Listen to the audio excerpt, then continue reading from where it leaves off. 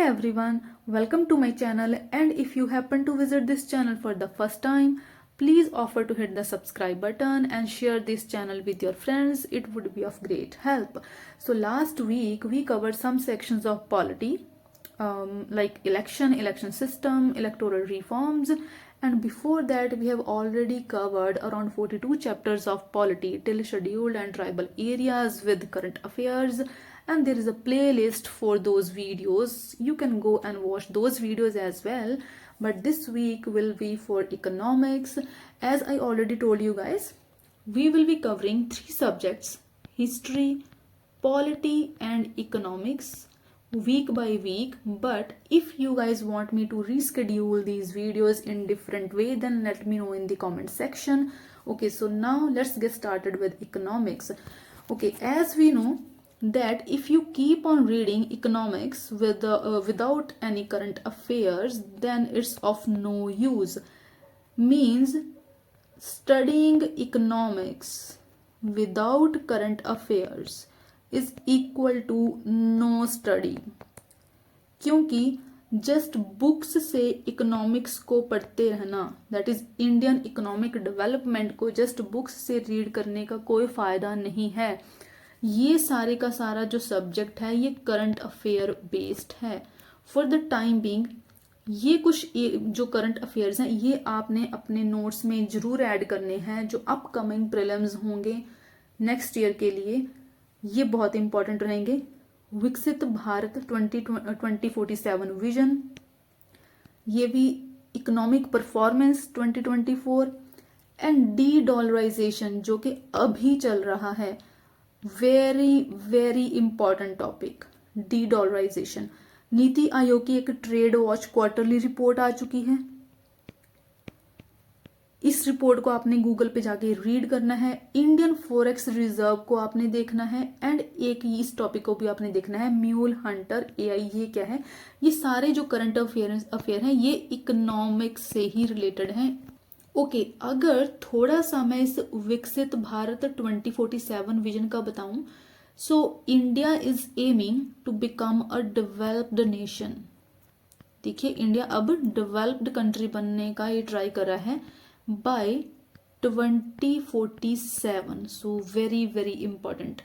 And इसका जो main purpose होगा इस विजन का, India will be targeting sustained GDP growth rate of 7 to 8% annually. Although ये नॉन अचीवेबल लग रहा है, but still India for the time being ये चीज को अचीव करने का ट्राई करेगा. एंड इस जो विजन है इसमें देखिए आपका पॉवर्टी को इरेडिकेट करना तो रहेगा.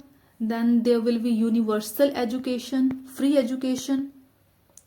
इसमें जो नेप एक पॉलिसी है वो भी आ जाएगी. देन क्वालिटी एजुकेशन तो ऑफ कोर्स आएगा ही इसमें, तो आपने इसको भी कवर करना है. देन इंडियन इकोनॉमिक जो परफॉर्मेंस है ये आपने देखना है. इसमें देखिए जो फॉर द टाइम अभी जो है इंडिया का जो जीडीपी ग्रोथ रेट है ये स्लो हो गया है टू 5.4%. ये नंबर आपने चेक करते रहना है कि अभी कितना चल रहा है. For me it was 5.4% for July to September quarter as per this report. But जो आरबीआई था, देखिए आरबीआई टारगेटेड 7%. आरबीआई ने इतना टारगेट करा था तो कितना ज्यादा स्लो हो गया 5.4%, isn't it? आपने वैसे ये नंबर जो रिसेंट वाला होगा उसको चेक करते रहना है. जो इंडिया की इकोनॉमी को मेनली ड्राइव कर रहा है, जो इंडिया का ये जीडीपी ग्रोथ आ रहा है as per this second current affair, जो जीडीपी ग्रोथ रेट आ रहा है उसमें जो मेन प्राइमरी सेक्टर आ रहा है वो सर्विस सेक्टर आ रहा है, हमेशा के जैसे ही. This is the largest economic driver contributing around 54.72% of GVA. देखिए ये जो जीवीए है, जीडीपी है, ये सारे कॉन्सेप्ट हमने डिफरेंट वीडियो में कवर करने हैं. बट अभी क्योंकि एक करंट अफेयर्स ही है, थोड़ा सा ही मैं इनका ओवरव्यू दे रही हूं, बट आपने इनको डिटेल में रीड करना है. ओके, सो नेक्स्ट जो डी डॉलराइजेशन है, इसका तो नाम से ही देखिए पता चल रहा है कि डी डॉलराइजेशन क्या है कि जो डॉलर के ऊपर रिलायंस है उसको कम करना है, जो mainly China and Russia they both are trying कि जो ट्रेड हो रहा है, जितना भी सारा डिफरेंट कंट्रीज से ट्रेड हो रहा है, वो ट्रेड लोकल करेंसी में ही होना चाहिए सॉरी, लोकल करेंसी में होना चाहिए। And there should be minimal reliance on dollar, US dollar के ऊपर जो है रिलायंस कम होनी चाहिए, ऐसा चाइना रशिया को लगता है। ये बहुत न्यूज में है, अभी भी है। एंड जो हमारे external affair minister S Jaishankar हैं, उन्होंने भी इसके ऊपर अभी कुछ रिसेंट उन्होंने रिमार्क्स दिए हैं कि जो इंडिया है वो डी डॉलराइजेशन की साइड अभी नहीं जा रहा है।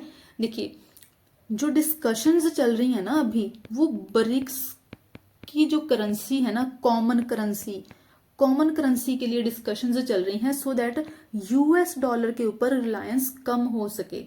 So the process of reducing reliance on US dollar in international trade, देखिए सारी कंट्रीज ट्रेड करती हैं, हमारा इंडिया भी ट्रेड करता है, एंड जो ट्रेड होता है मैक्सिमम वो किस में होता है, डॉलर्स में।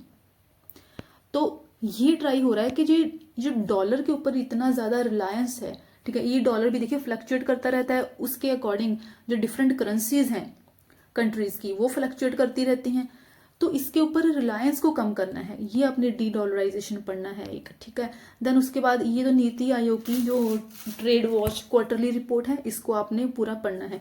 देन इंडिया के जो फॉरेक्स रिजर्व हैं, ये टॉपिक भी देखिए आपने देखना है।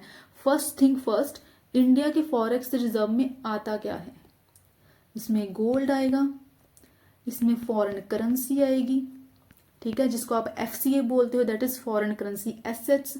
देन इसमें आती हैं एसडीआरस, एसडीआरस को भी हमने पढ़ना है, स्पेशल ड्राइंग राइट्स, बट ये बाद में पढ़ना है। सो देखिए ये चीजें, एंड ये 6th वाला भी आपने देख लेना है।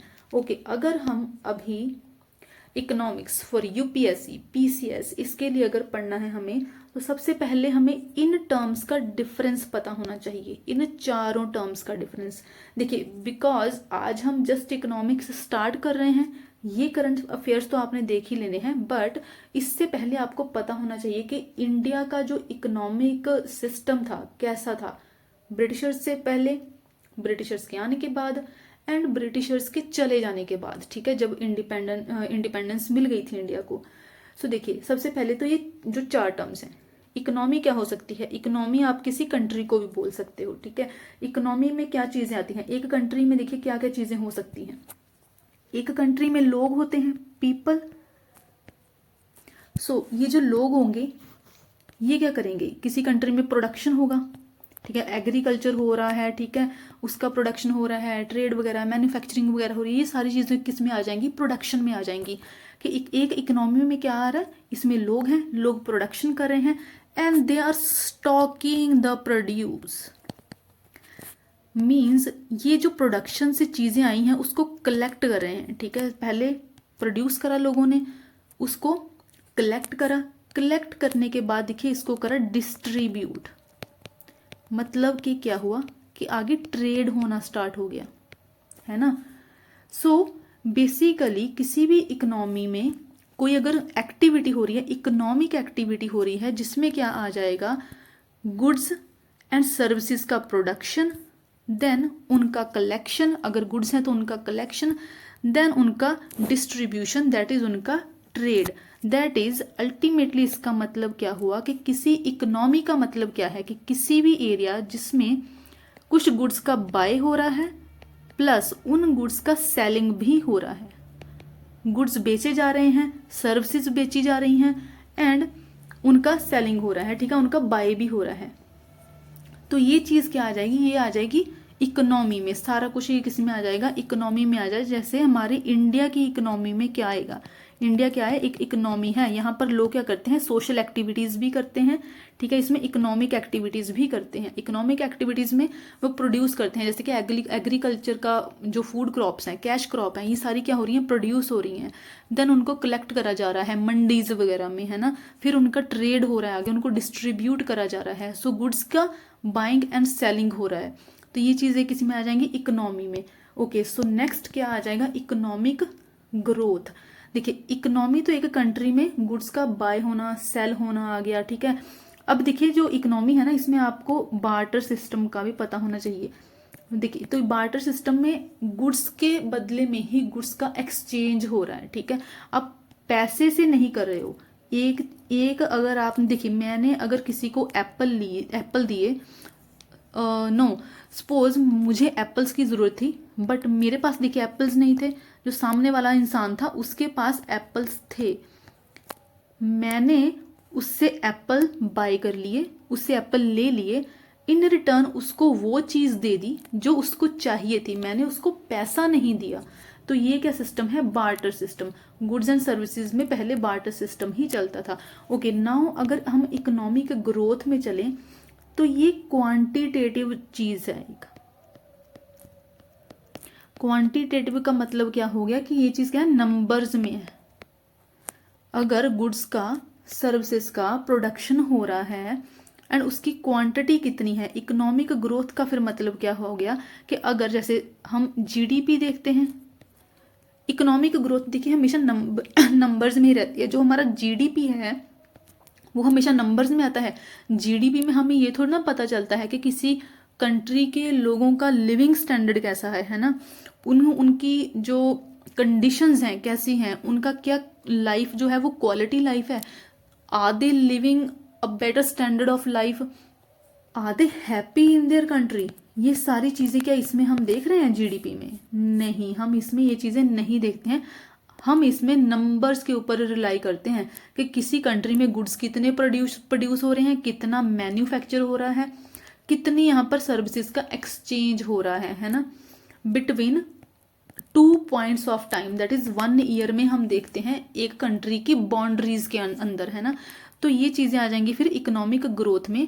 इसमें जस्ट एक क्वांटिटेटिव मेजर आता है जिसमें सिर्फ नंबर्स को ही देखा जाता है कि कोई कंट्री कितना ज़्यादा गुड्स एंड सर्विसेज को प्रोड्यूस कर रही है, कितना उसका ट्रेड हो रहा है, बट इसमें वहाँ के जो लोग होंगे उस कंट्री की, उनकी लिविंग कंडीशंस कैसी है, उनका लिविंग स्टाइल, उनका स्टैंडर्ड ऑफ लाइफ क्या है, क्या वो हैप्पी हैं या नहीं है, क्या वहाँ पर डेवलपमेंट हो रही है या नहीं, क्या वहाँ का एजुकेशन सिस्टम बढ़िया है या नहीं, क्या लोग सेटिस्फाइड हैं उस कंट्री के या नहीं, इसमें ये सारी चीज़ें काउंट नहीं करी जा रही हैं इकोनॉमिक ग्रोथ में।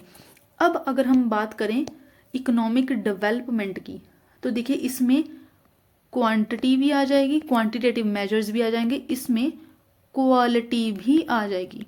आप ये बोल सकते हो कि इकोनॉमिक ग्रोथ में सिर्फ क्वांटिटी को देखा जा रहा था, कितना प्रोडक्शन हो रहा था, सिर्फ जीडीपी को देखा जा रहा था, बट इसमें हमने लोगों का जो ओवरऑल लिविंग स्टैंडर्ड है उसको भी देखना स्टार्ट कर दिया। हमने देखना स्टार्ट कर दिया कि क्या लोगों की एजुकेशन है उनके पास, क्या उनकी हेल्थ कंडीशंस अच्छी हैं या नहीं, क्या एक्विटी है। देखिए एक्विटी का कॉन्सेप्ट बहुत इंपॉर्टेंट है इकोनॉमिक्स में।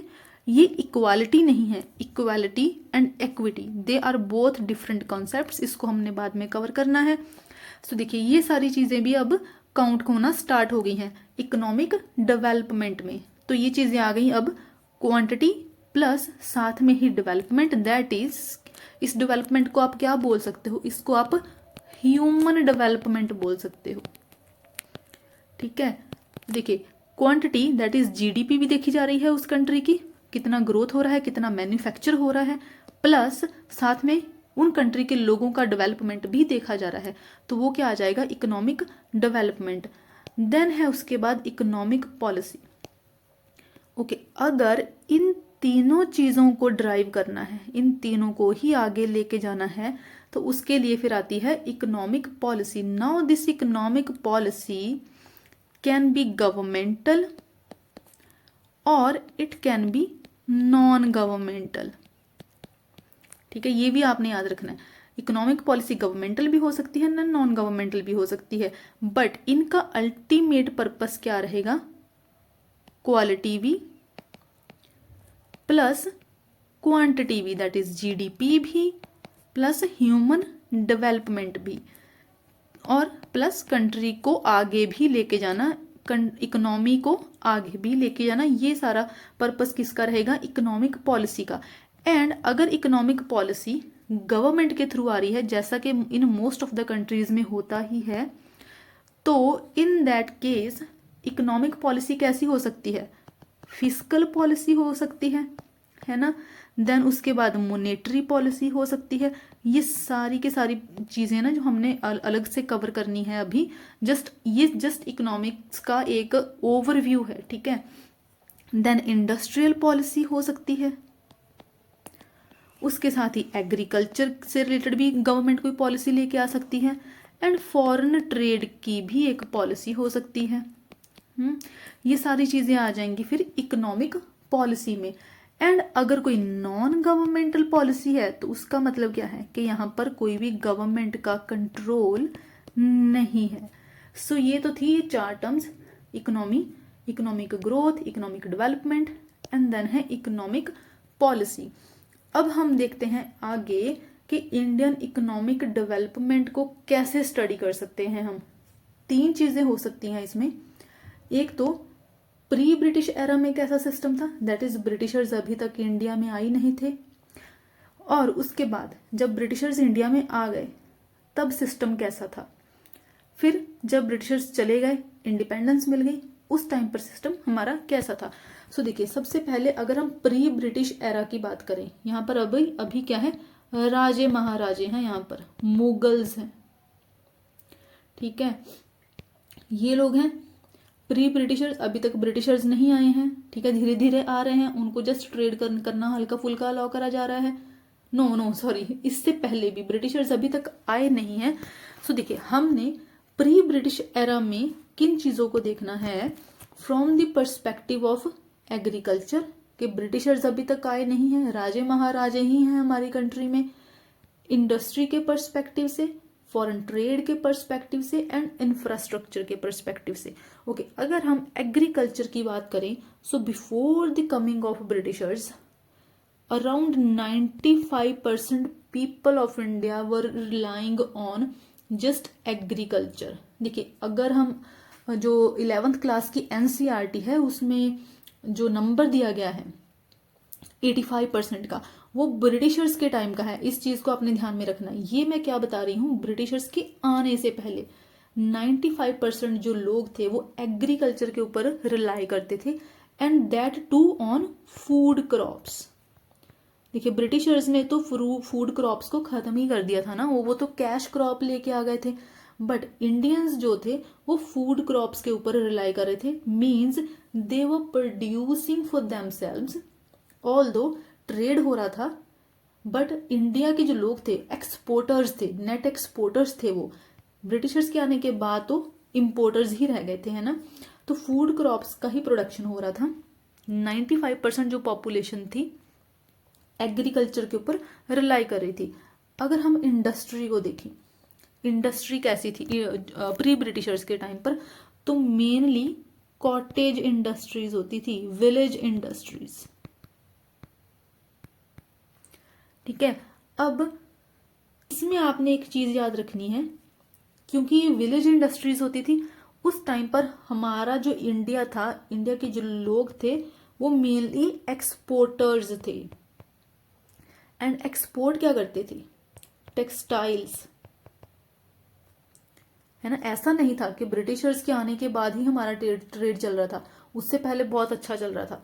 स्पाइसेस एंड देन पर्ल्स, जो प्रीशियस मेटल्स वगैरह होती हैं वो सब। And in return people of India were getting gold. That is why India के उस टाइम के इंडिया के लिए एक टर्म यूज होती थी, गोल्डन स्पैरो। ये उस टाइम पर टर्म यूज होती थी क्योंकि इंडिया में गोल्ड बहुत ही ज्यादा अमाउंट में आ रहा था, बहुत ही ज्यादा मात्रा में यहाँ पर गोल्ड इंपोर्ट हो रहा था, एंड इंडिया ये चीजें एक्सपोर्ट कर रहा था। बट ब्रिटिशर्स के आने के बाद ऑफ कोर्स चीजें चेंज हो जाती हैं। फॉरेन ट्रेड की बात करें, ये मैंने बता ही दिया, ये सेम चीजें कि कैसे स्पाइसेस, पर्ल्स वगैरह ये सब स्टार्ट हो रहे थे। जो इंडस्ट्रीज थी मेनली वो कॉटेज इंडस्ट्रीज ही थी, दैट इज वो जो विलेजेस वगैरह में चलती हैं, टेक्सटाइल्स वगैरह प्रोड्यूस करना, मेनली जो होता था वो कॉटन प्रोड्यूस होता था। देन उसके बाद अगर इंफ्रास्ट्रक्चर की बात करें तो यहाँ पर इंडिया में प्री ब्रिटिश टाइम पर कोई मेन इंफ्रास्ट्रक्चर नहीं था। मेन इंफ्रास्ट्रक्चर कोई नहीं था, जैसे कि अगर हम रोड्स वगैरह की बात करें तो नहीं थे, railways were not there, just ports होते थे, इन्हीं के द्वारा ही ट्रेड होता था, सिर्फ पोर्ट इंफ्रास्ट्रक्चर ही होता था प्री ब्रिटिश एरा में। ओके, देन ये आपने थोड़ा सा याद रखना है। अगर हम ब्रिटिश एरा की बात करें, अब देखिए इंडिया में ब्रिटिशर्स आ चुके हैं, इसके लिए आपको 3 ये सिस्टम पहले तो पता होना चाहिए, zamindari, ryotwari system and mahalwari system.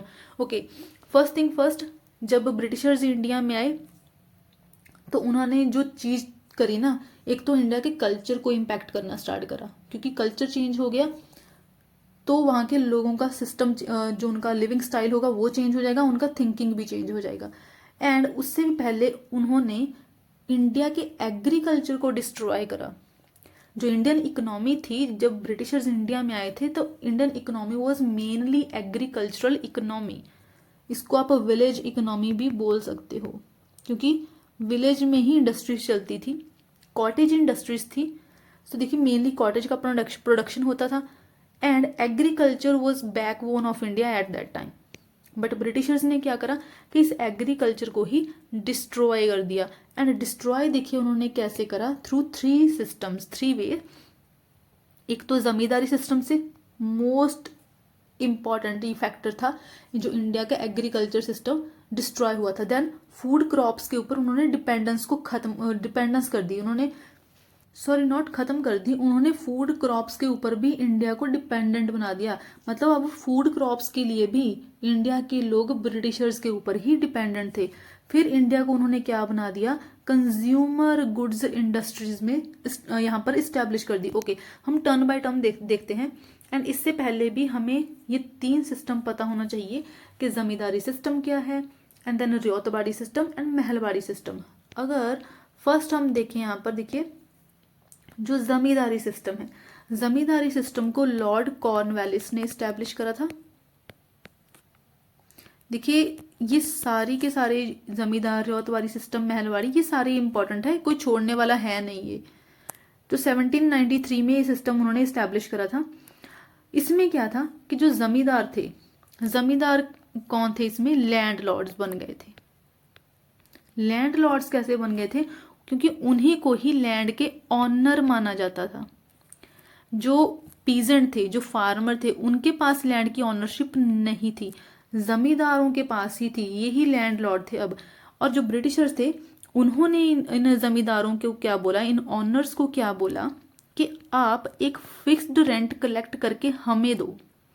That is, ये फिक्स्ड रेंट कलेक्ट करेंगे फार्मर्स से, पीजेंट से, एंड देन ये रेंट पे करेंगे ब्रिटिशर्स को। अब देखिए ये तो क्या हुआ कि ये जो जमींदार थे, इनका मेन पर्पस क्या रहता था कि जितना हो सके उतना रेंट एक्सट्रैक्ट करो। मतलब क्योंकि देखिए एक अमाउंट फिक्स कर दी गई थी, अगर जमींदार उतना अमाउंट पे नहीं करेंगे तो इनकी जमींदारी चली जाएगी, ये लैंड लॉर्ड नहीं रहेंगे। तो ये लोग क्या करते थे, ये पीजेंट को बहुत ही ज़्यादा तंग करते थे, इनकी पोजीशन बहुत ही डिप्रेस्ड हो चुकी थी इन पीजेंट्स की। क्योंकि देखिए जो जमींदार थे उनका तो मेन पर्पस यही था कि एक जो फिक्स्ड अमाउंट है ना, जो परमानेंटली देनी ही देनी है, वो ब्रिटिशर्स को जानी चाहिए। अब इन पीजेंट की हालत कैसी है, इनसे ना तो ब्रिटिशर्स को कोई फर्क पड़ेगा एंड ना ही इन जमींदार्स को कोई फर्क पड़ेगा। अब ये जो पीजेंट थे ना, कि इनकी कंडीशन ना और भी ज़्यादा ख़राब हो जाएगी। कैसे ख़राब होगी, क्योंकि देखिए ये जो ज़मींदार थे ये अराउंड 90 to 95% जो हार्वेस्ट होता था क्रॉप्स का, मतलब कि जितना भी एट द एंड किसी भी क्रॉप से कोई प्रोडक्शन आया है उसका 90 to 95% हार्वेस्ट था, जो भी प्रोडक्शन था वो इन ज़मींदारों के पास चला जाता था, है ना। वो सारा कलेक्ट कर लेते थे, किनको, ब्रिटिशर्स को देने के लिए। अब अगर 90 to 95% जो है वो इन जमींदारों के पास चला गया, तो इन जो टिलर्स हैं, टिलर्स और जिनको आप पीजेंट भी बोल सकते हो, इनके पास क्या बचा, अराउंड 5 to 10% बचा इनके पास। इस 5 to 10% में से वो क्या ही एग्रीकल्चर में अब फिर से री इन्वेस्टमेंट करेंगे। देखिए अगर एग्रीकल्चर चलाना है तो उसमें फिर से एक हार्वेस्ट के बाद उसमें फिर से इन्वेस्ट तो करना पड़ेगा ना, सीड्स वगैरह वगैरह के लिए, इरिगेशन के लिए एंड मैनी मोर थिंग्स। तो री इन्वेस्टमेंट के लिए कुछ भी नहीं बचता था इन पीजेंट्स और फार्मर्स के पास। तो ऐसे फिर देखिए जो एग्रीकल्चर था ना ये नेगेटिवली इम्पैक्ट हो रहा था। इनफैक्ट जो प्रोडक्शन थी वो धीरे धीरे बहुत ही ड्रेस्टिकली कम हो रही थी। जो इंडिया के फार्मर्स थे उनकी पोजीशन और भी ज़्यादा खराब हो रही थी। अब देखिए अब ये लोग अब और भी देखिए कैसे साइकिल चल रहा है। अब ये लोग री इन्वेस्टमेंट नहीं कर पाएंगे क्योंकि इनके पास तो जस्ट 5 to 10% ही बचा है। तो एग्रीकल्चर में इन्वेस्ट करने के लिए पैसा कहाँ से आएगा? तो ये लोग किसके पास जाएंगे? मनी लैंडर्स के पास। देखिए ये कैसे अब साइकिल बन रहा है। तो मनी लैंडर्स के पास जाएंगे, मनी लैंडर से ये लोग हाई इंटरेस्ट पर फिर पैसा उठाएंगे, फिर ये आगे पे नहीं कर पाएंगे और जितना भी थोड़ा बहुत अमाउंट इनके पास बचेगा इन पीजेंट के पास वो भी इन मनी लैंडर्स के पास ही चला जाएगा। तो इन पीजेंट्स के पास क्या बचा? कुछ भी नहीं। तो देखिए इनकी सिचुएशन ऐसे फिर बहुत ही ज़्यादा खराब हो जाती थी। देन एक और सिस्टम था, ओके ये जो जमींदारी सिस्टम था ना ये प्रेवलेंट था बंगाल में, बिहार में, ओडिशा में एंड कुछ पार्ट्स जो मद्रास के थे एंड उत्तर प्रदेश के थे। ये भी आपको पता होना चाहिए। एंड ये सिस्टम लॉर्ड कॉर्नवालिस ने इंट्रोड्यूस करा था। देन आता है फिर रियायतवारी सिस्टम। रियायतवारी सिस्टम में क्या था? अच्छा पहले तो ये सर थॉमस मुनरो ने इंट्रोड्यूस करा था। इनका नाम भी आपको पता होना चाहिए, sir Thomas Munro. Early 19th century में इन्होंने ये सिस्टम इंट्रोड्यूस करा था। इसमें अब क्या था कि देखिए पहले जो जमींदारी सिस्टम था उसमें पीजेंट के बीच और Britishers that is the state के बीच कोई भी डायरेक्ट कांटेक्ट नहीं था क्योंकि बीच में कौन आते थे? जमींदार, लैंडलॉर्ड्स। अब इस सिस्टम रियायतवारी सिस्टम में क्या कर दिया गया? जो कल्टीवेटर्स ही हैं, कल्टीवेटर्स कौन है? अब पीजेंट, पीजेंट्स को ही अब एक रियायत बना दिया गया है। ठीक है, अब उसी को ही लैंड ऑनर माना जाएगा उसकी लैंड का। एंड ये लोग जो रियायत होंगे ये डायरेक्टली अब ब्रिटिशर्स को पे करेंगे, दैट इज डायरेक्टली ये लोग स्टेट को पे करेंगे। अब क्या कोई इंटरमीडियरी है इसमें? नहीं, कोई भी जमींदार इसमें नहीं है अब। एंड ये जो सिस्टम था ये कहाँ पर था? अच्छा इसमें थोड़ी सी जो पोजीशन होगी पीजेंट्स की वो इम्प्रूव हो जाएगी, बट ये सिस्टम कहाँ पर था? एक तो मेनली मद्रास में, देन बॉम्बे में, कुछ असम के part and Coorg, in area में ये रियायतवारी सिस्टम था जिसमें अब कल्टीवेटर्स के बीच एंड स्टेट के बीच एक डायरेक्ट कांटेक्ट आ चुका है। ओके सो ये तो था रियायतवारी सिस्टम। देन लास्ट है महलवारी सिस्टम। महलवारी सिस्टम में क्या था कि देखिए अब महल एक वर्ड को अगर देखें, महल बहुत बड़ा होता है, ठीक है। अब यहाँ पर भी ऐसे ही करा गया कि अगर विलेजेस से टैक्स कलेक्ट करना है, रेवेन्यू कलेक्ट करना है, तो एक पूरे विलेज को ही महल का नाम दे दिया गया। अब ये पूरे का पूरा विलेज एक महल बन चुका है एंड इस महल से ही रेवेन्यू कलेक्ट करा जाएगा। एंड रेवेन्यू कलेक्ट करने के लिए रिस्पॉन्सिबल कौन होगा? उस विलेज का विलेज हेडमैन, जो भी उस विलेज का एक हेड होगा। जैसे आज के टाइम पर सरपंच वगैरह होते हैं तो उस टाइम पर विलेज हेडमैन। सो विलेज हेडमैन पूरे विलेज का एक रेवेन्यू कलेक्ट करेगा एंड देन उस रेवेन्यू को फिर ब्रिटिशर्स को पे करा जाएगा। एंड ये जो सिस्टम था ये इम्प्लीमेंट हुआ था नॉर्थ वेस्टर्न जितनी भी प्रोविंसेस थी, कुछ सेंट्रल इंडिया के पार्ट्स में एंड पंजाब में। ओके ये सिस्टम इंट्रोड्यूस करा था हॉल्ट मैकेंजी ने। ये नाम भी देखिए आपने याद रखना है, हो सकता है बहुत कम सुना हो आपने, बट ये याद रखना है। सो ये महलवाड़ी सिस्टम था कि एक पूरे के पूरे विलेज का ही एक साथ जो टैक्स होगा कलेक्ट करा जाएगा, रेवेन्यू कलेक्ट करा जाएगा and then that will be paid to britishers. Okay अब ये इसमें भी क्या था कि एक अमाउंट दी जाएगी। So like zamindari system this Mahalwari system was also exploitative and ineffective था ये भी सिस्टम। तो अगर कोई इम्प्रूवमेंट करनी चाहिए थी उस टाइम पर, कोई इम्प्रूवमेंट नहीं हुई थी। Okay, you guys might be thinking कि इनका इंपॉर्टेंस क्या है। तो देखिए, अगर जमींदारी सिस्टम से हमारे एग्रीकल्चर को रिप्लेस कर दिया गया है तो पीजेंट की हालत खराब नहीं हो चुकी है? पीजेंट की हालत खराब होगी तो एग्रीकल्चर कहाँ से होगा? इन्वेस्टमेंट नहीं होगी, उनके पास तो पैसा नहीं है, वो मनी लैंडर्स के पास जा रहे हैं। जमींदारों को कोई इनसे कोई मतलब नहीं है, ऐसे ही ब्रिटिश गवर्नमेंट को तो ऑलरेडी कोई मतलब नहीं है। तो इस जमींदारी सिस्टम की वजह से पहले देखिए ये लोग क्या करते थे, अपनी खेती करते थे, फूड क्रॉप्स ग्रो करते थे, उन फूड क्रॉप्स को फिर आगे वो प्रोड्यूस करके उनको डिस्ट्रीब्यूट भी करते थे, बार्टर सिस्टम चलता था, उसका कुछ पार्ट का ट्रेड भी होता था, बट मैक्सिमम पोर्शन उन्हीं के पास रहता था।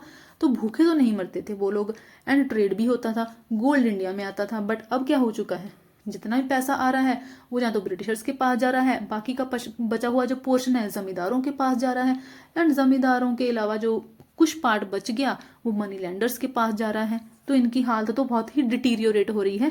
तो देखिए, एक तो जमींदारी सिस्टम ने उस टाइम पर इंडियन एग्रीकल्चर है उसको बहुत इम्पैक्ट करा, और जो एग्रीकल्चर था, एग्रीकल्चर ही उस टाइम पर मेन जो एक सोर्स ऑफ लाइवलीहुड होता है लोगों का, वो एग्रीकल्चर ही था ड्यूरिंग ब्रिटिशर्स। ठीक है, बट इंडिया में जो मैन्युफैक्चरिंग एक्टिविटीज़ हो रही थी वो उतनी ज़्यादा नहीं हो रही थी, कुछ हद तक हो रही थी मैन्युफैक्चरिंग एक्टिविटीज़, जैसे कि हैंडीक्राफ्ट इंडस्ट्रीज़ हो गया। अब ये चीज़ें ना जो 11th क्लास की एनसीईआरटी है उसमें दी हुई हैं कि कैसे इंडिया जो कुछ हद तक मैन्युफैक्चरिंग एक्टिविटी करता था वो कॉटन की फील्ड में होती थी और सिल्क टेक्सटाइल में होती थी, या फिर जो प्रीशियस स्टोन वगैरह जो मैंने आपको ऑलरेडी बता भी दिया है ना। देन उसके बाद जो एक ट्रेड होता था मुस्लिन, मुस्लिन एक कॉटन की टाइप थी, मेनली वो बंगाल में ओरिजिनेट हुआ था एंड ढाका के अराउंड, एंड आज के टाइम पर ये जो बांग्लादेश में है, अब उसको डक्काई मुस्लिम बोलते हैं, डक्काई मुस्लिन। तो ये उस टाइम पर इसका ट्रेड होता था, बहुत ही ज़्यादा फेमस था ये। ठीक है, देन उसके बाद एक और वैरायटी आती थी कॉटन की, जो एक फाइनेस्ट वैरायटी थी मुस्लिन की, वो था मलमल। अब ये सारे जो फैक्ट्स हैं ये भी 11th क्लास की एनसीईआरटी में दिए हुए हैं। अब देखिए, ब्रिटिशर्स से पहले 95% फूड क्रॉप के ऊपर रिलाई करती थी। अब तक जो अराउंड 85% पॉपुलेशन है वो स्टिल विलेजेस में है, एंड डायरेक्टली इनडायरेक्टली उनका सोर्स ऑफ लाइवलीहुड अभी भी एग्रीकल्चर ही है।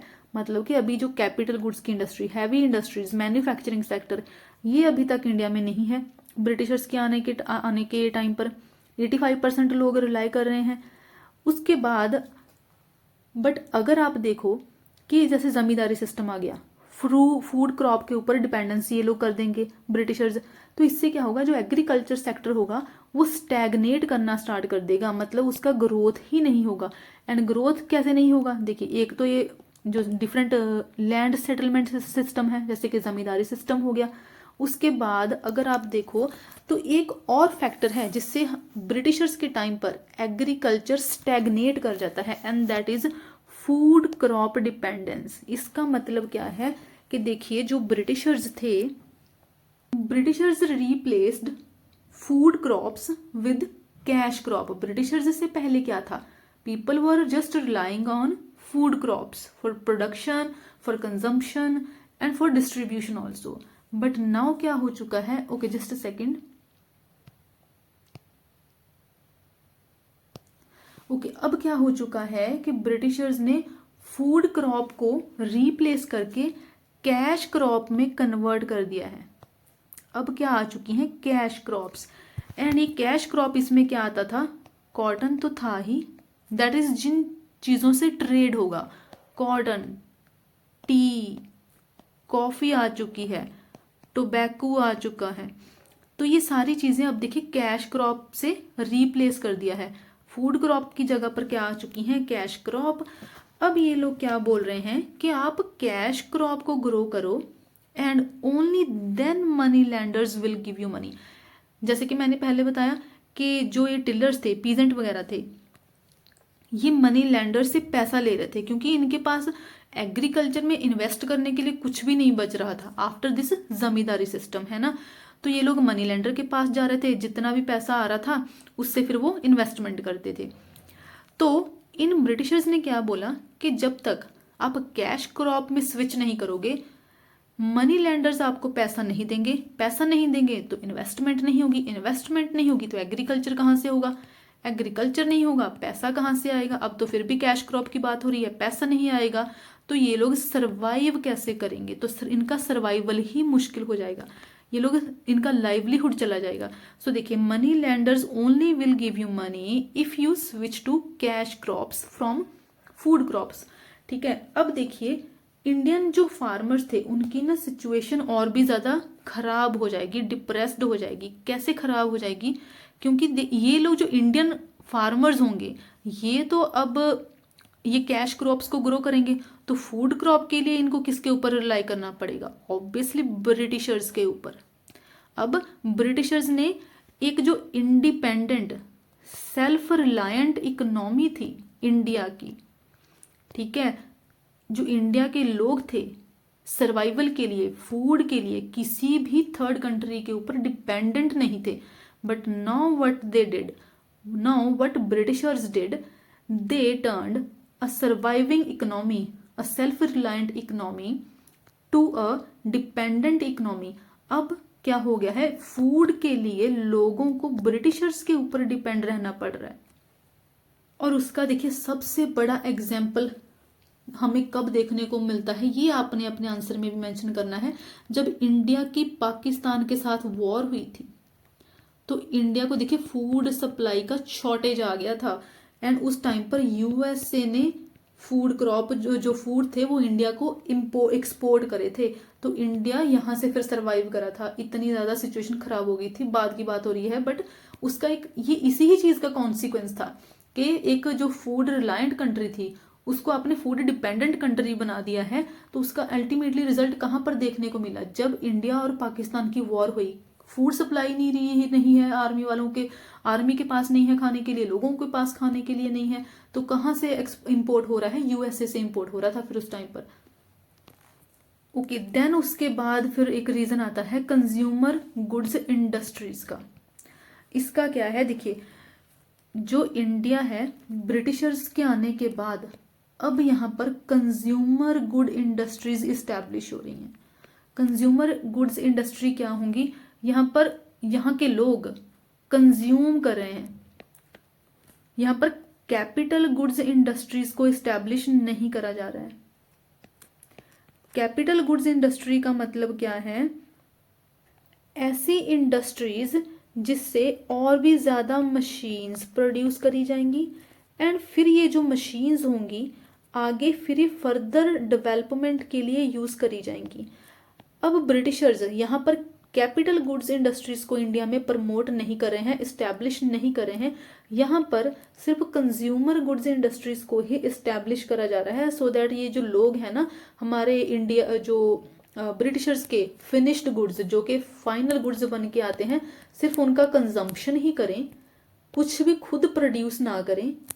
अगर उनको ऐसा बनाना है, अगर वो खुद प्रोड्यूस नहीं करने चाहिए तो इट मीन्स यहाँ पर कैपिटल गुड्स नहीं इंडस्ट्रीज नहीं होनी चाहिए। तो यही चीज़ ब्रिटिशर्स ने करी, कोई कैपिटल गुड्स इंडस्ट्रीज नहीं है, कोई मशीन का प्रोडक्शन नहीं हो रहा है, बेसिकली मैन्युफैक्चरिंग सेक्टर मिसिंग है, एंड मैन्युफैक्चरिंग सेक्टर मिसिंग है तो यहाँ पर फिर डेवलपमेंट कैसे होगी, इंडस्ट्रीज कैसे लगेंगी, इंडस्ट्रीज नहीं होगी तो डेवलपमेंट नहीं होगी। तो इंडिया को एक कंज्यूमर गुड इंडस्ट्री में इन्होंने कन्वर्ट कर दिया। अच्छा, तो ये लोग ऐसा कर क्यों रहे थे, क्यों चाहते थे, उसके दो रीजन थे। फर्स्ट, इनको क्या चाहिए था, इनको एक प्रोड्यूसर नहीं चाहिए था, इनको India as raw material supplier चाहिए था। इनको चाहिए था जो ब्रिटिशर्स थे कि इंडिया बस हमें रॉ मटेरियल सप्लाई करे और हम इसको प्रोडक्ट बना कर देंगे, एंड ये उन प्रोडक्ट का फिर जस्ट कंजम्पशन करेगा। एंड सेकंड रीजन क्या था ऐसा कि इनको एक मार्केट चाहिए थी। देखिए जो ब्रिटिशर्स थे इंग्लैंड में गुड्स बना रहे थे, वहां पर मैन्युफैक्चरिंग हो रही थी, मैन्युफैक्चर होके जो भी प्रोडक्ट्स बन रहे हैं अगर उनके लिए कोई मार्केट ही नहीं होगी तो इनका तो कोई मतलब ही नहीं रह जाएगा इन प्रोडक्ट्स का, है ना।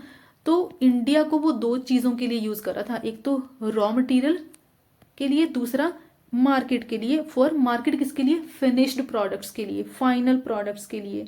सो इससे क्या हुआ, जो विलेज इंडस्ट्रीज थी, जैसे मैंने आपको बताया ना कि जो इंडिया की इकोनॉमी थी वो विलेज इकोनॉमी थी। तो अभी क्या हो रहा था, ऐसी चीज़ों से फिर जो विलेज इंडस्ट्रीज होंगी वो ऑटोमेटिकली डिस्ट्रॉय हो जाएंगी, वो तो बचेंगी ही नहीं। एंड अगर इंडस्ट्रीज नहीं बचेंगी तो लोगों का सर्वाइवल कैसे होगा, इकोनॉमिक डेवलपमेंट कैसे होगा।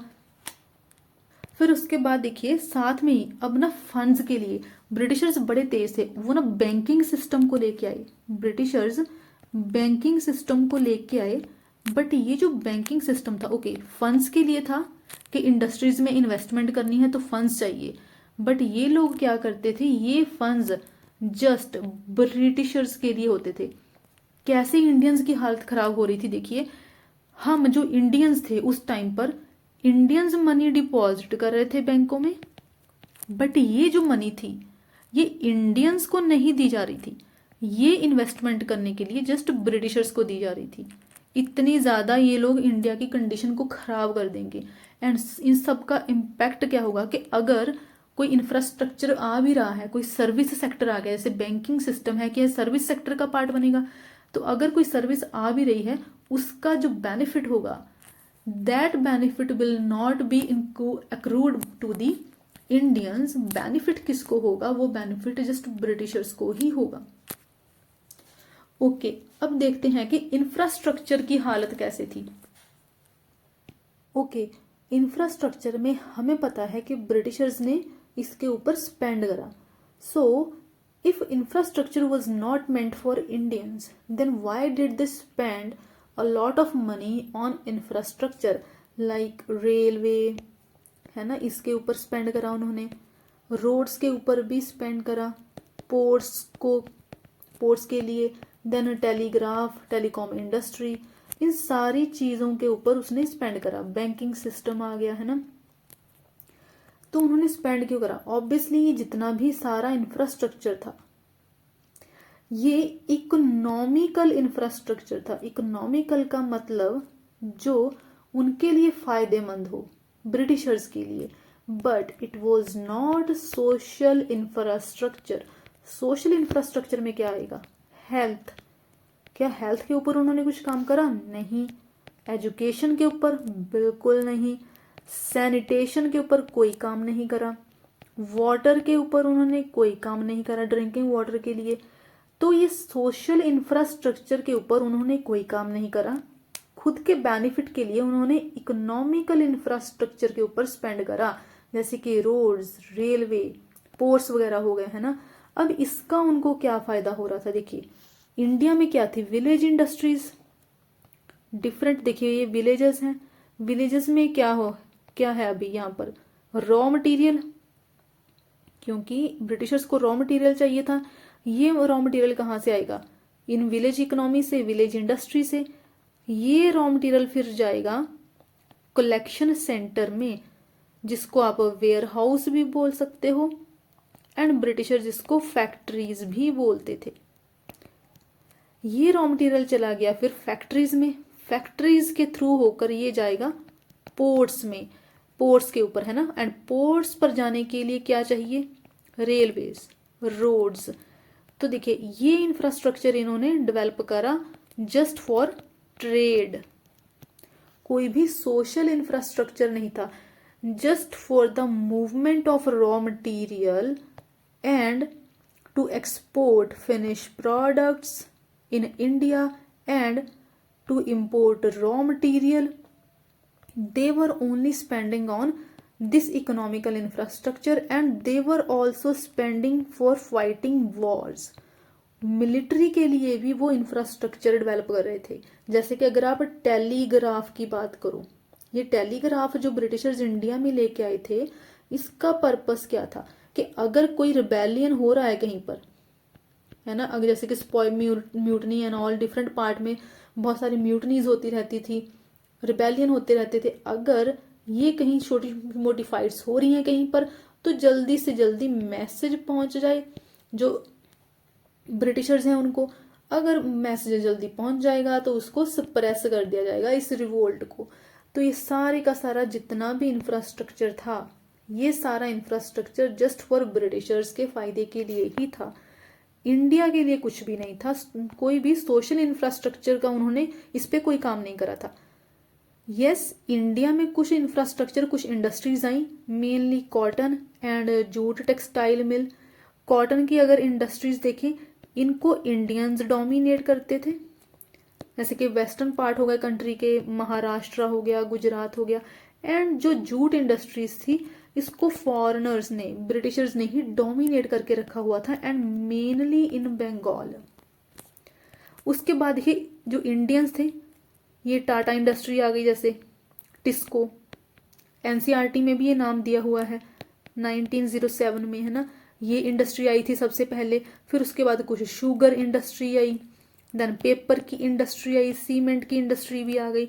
ये कुछ इंडियंस ने भी इंडस्ट्रीज को इस्टेब्लिश करा था। एंड सबसे पहले आई थी टिस्को, जो कि टाटा इंडस्ट्रीज थी, आयरन एंड स्टील के लिए।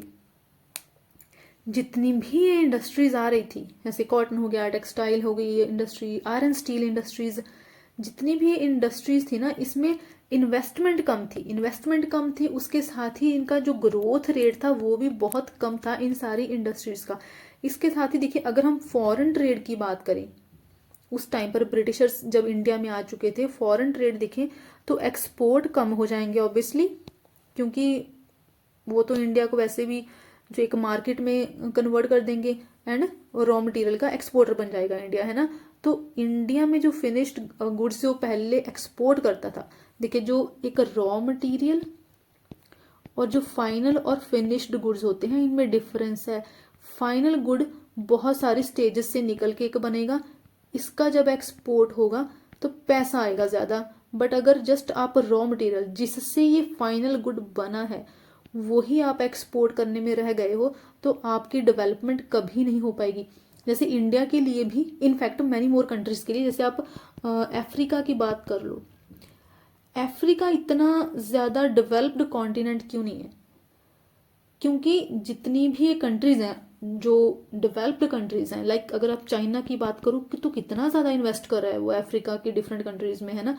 जो अफ्रीकन कॉन्टिनेंट है, डिफरेंट कंट्रीज में इन्वेस्ट कर रहा है। क्यों? क्योंकि यहाँ से वो रॉ मटेरियल ले रहा है। जब तक कोई कंट्री, कोई स्टेट रॉ मटेरियल को ही एक्सपोर्ट करेगी, जस्ट वो स्टेट, वो कंट्री कभी भी डेवलप्ड कंट्री नहीं बन पाएगी। ये आपने फैक्ट याद रखना है।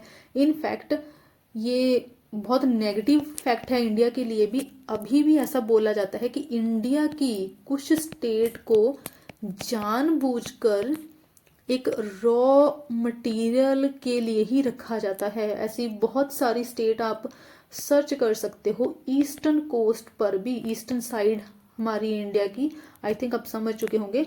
सो ईस्टर्न साइड में बहुत सारी ऐसी स्टेट हैं जो पुअर स्टेट हैं। अभी तक वो पुअर क्यों है? क्योंकि वो जस्ट रॉ मटेरियल के लिए यूज करी जा रही हैं। वहां पर बड़ी बड़ी इंडस्ट्रीज हैं, वो इंडस्ट्रीज इन स्टेट्स को कभी भी ग्रो होने नहीं देंगी। क्यों? अगर ये स्टेट्स ग्रो हो जाएंगी तो इन इंडस्ट्रीज के लिए रॉ मटेरियल कहाँ से आएगा? सेम जो चीज थी वो ब्रिटिशर्स भी कर रहे थे। ब्रिटिशर्स इंडिया से सिर्फ रॉ मटेरियल ले रहे थे। अगर जस्ट रॉ मटेरियल ले रहे हैं तो एक्सपोर्ट कैसे होगा फाइनल गुड्स का, है ना। कोई एक्सपोर्ट नहीं होगा तो एक्सपोर्ट कम हो जाएंगे, एंड इंडिया इंपोर्ट करेगा ज्यादा, किसका? फिनिश्ड गुड्स का, फिनिश्ड प्रोडक्ट्स का इंपोर्ट करेगा इंडिया। तो इंडिया एक नेट इंपोर्टर बन के रह जाएगा।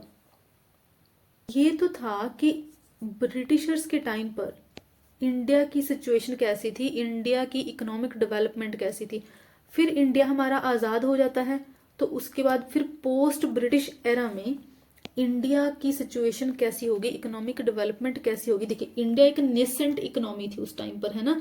एक नई इकोनॉमी बनी थी इंडिया। जब ब्रिटिशर्स चले गए, इंडिया आज़ाद हो गया, एंड जो इंडियंस थे उनका एक्सपीरियंस बहुत बुरा था एक कैपिटलिस्टिक इंपीरियल इकोनॉमी के साथ।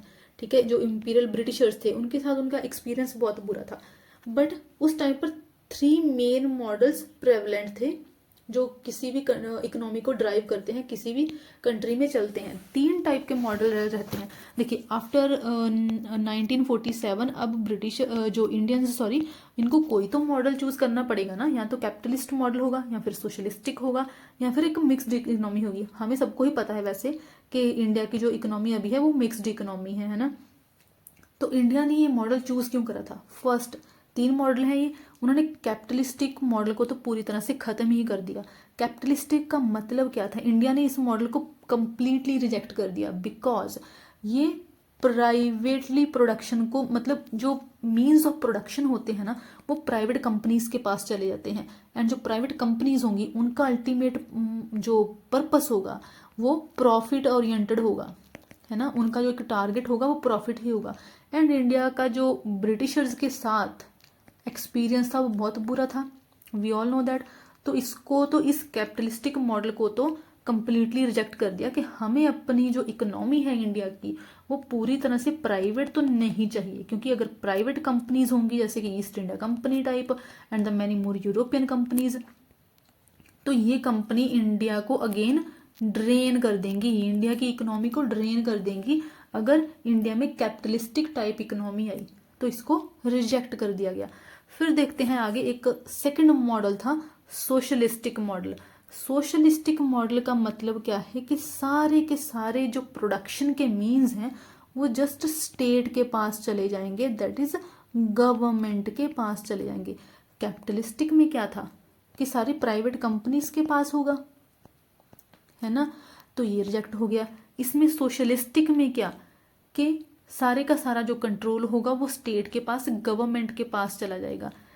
इसको रिजेक्ट क्यों करा गया? क्योंकि इंडिया को डेवलप होने के लिए मनी की ज़रूरत थी, और हमें पता है कि मनी जो होता है वो किसी भी कंट्री को अगर डेवलपिंग या डेवलप साइड में लेके जाना है तो वो इनिशियल फेज रहता है।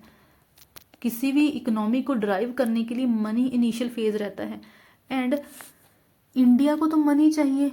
इस चीज़ से मनी नहीं आएगी। मनी कैसे नहीं आएगी? देखिए, जो सोशलिस्टिक मॉडल है ना, ये क्या कहता है कि जो मीन्स ऑफ प्रोडक्शन है वो सारे गवर्नमेंट के पास हैं, गवर्नमेंट की ही प्लानिंग होगी, एंड जो प्रोडक्शन होगी एंड में उसका इक्विटेबल डिस्ट्रीब्यूशन होगा ऑफ वेल्थ।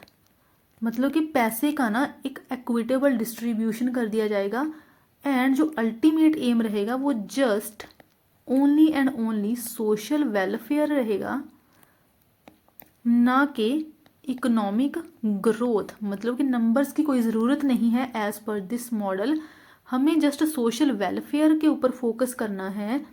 एंड अगर सोशल वेलफेयर के ऊपर फोकस करना है तो गवर्नमेंट ही इसके लिए काम करेगी, क्योंकि यही काम होता है ना गवर्नमेंट का, लोगों का welfare.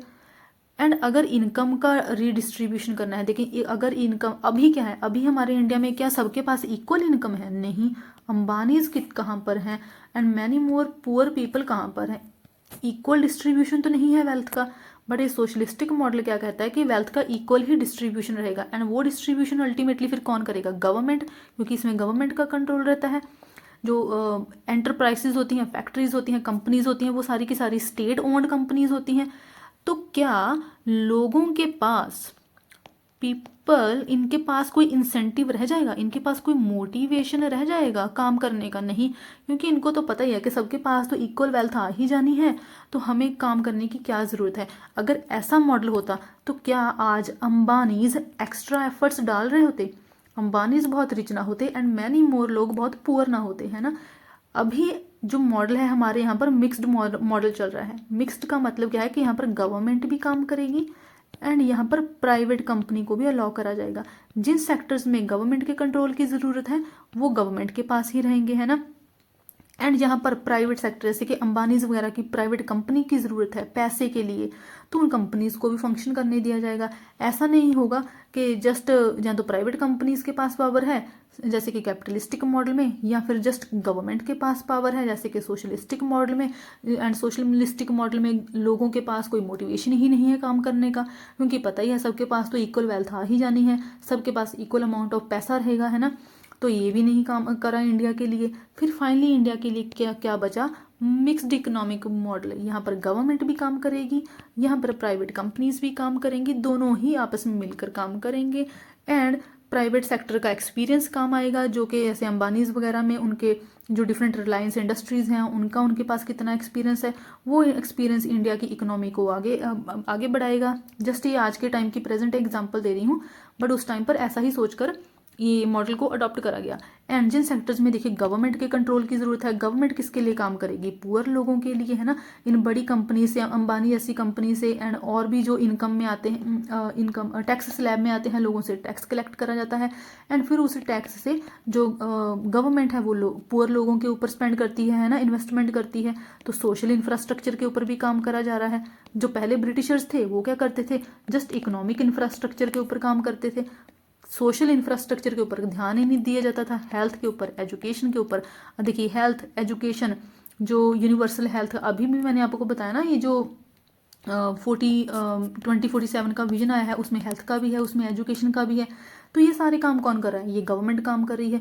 So government and private sector ये दोनों मिलकर चल रहे हैं इस मिक्स्ड मॉडल में। सो इसीलिए ही इंडिया ने देखिए ये मिक्स्ड जो मॉडल है अडॉप्ट करा। एंड अभी हमारे जो इंडिया की इकोनॉमी है वो मिक्स्ड इकोनॉमी है। एंड इस मॉडल को अब चूज कर लिया, फर्दर इम्प्लीमेंट करने के लिए फिर एक प्लानिंग चाहिए थी। एंड प्लानिंग के लिए फिर आया प्लानिंग कमीशन 1950 में। अब इसको बाकी सारे जितने भी ये ऑब्जेक्टिव हैं, एक्विटी स्पेशली बहुत ही इंपॉर्टेंट है, ये सारी चीज़ें हम नेक्स्ट वीडियो में कवर करेंगे।